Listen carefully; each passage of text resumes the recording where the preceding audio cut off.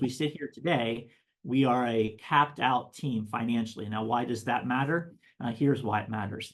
When the injured players come back, when the first injured player returns, we will be forced to release one of the two hardship contracts. That's either Monique or Odyssey. We don't have a choice. It has to be a hardship contract. There's no ability to say, you know what, both players have been playing great. And by the way, they've been tremendous for us. We've decided that we'll keep them and we'll release another player. Can't do that. One of those two must be released. When the second injured player returns, the second hardship contract must be released. Again, no choice in terms of changing out that player. That hardship contract must be released. So as two come back, Monique and Odyssey must come off.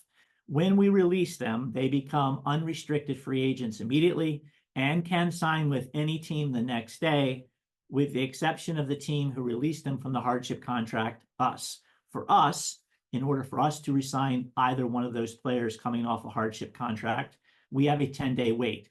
So effectively, the clock on all of these things would start the first day that the season returns, which is the 15th of August. So if we, in fact, have two players come back prior to the 15th, and if in fact that we release both hardship players, the clock on that 10-day wait for us would begin on the 15th of August, and then effectively our first date as an opportunity to re-sign either one of them or both of them would be the 25th of August. Now, the additional complication comes into effect here that, again, we are capped out in terms of space. Therefore, in order to re-sign both Odyssey or Monique or even one of the two players, we would have to create cap space.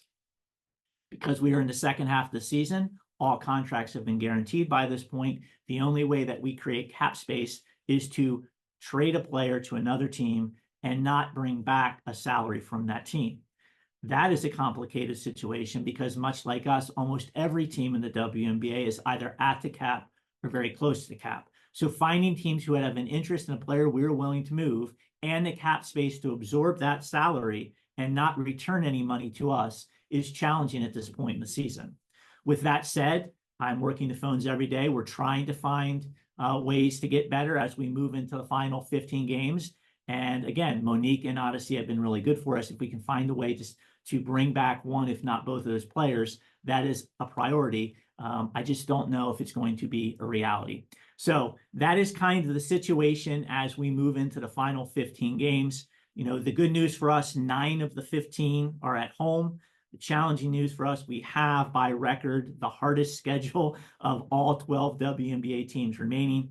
We are 4.5 games out of a playoff spot with 15 games to go. So a lot of work to do, but not an impossibility. We're going to look to ride the momentum of our last game on July 17th in the big win against Indiana, the momentum of Enrique's play in the All-Star contest, the momentum of Satu's play in the Olympics, and get ready to play Connecticut on August 16th as we head down the stretch.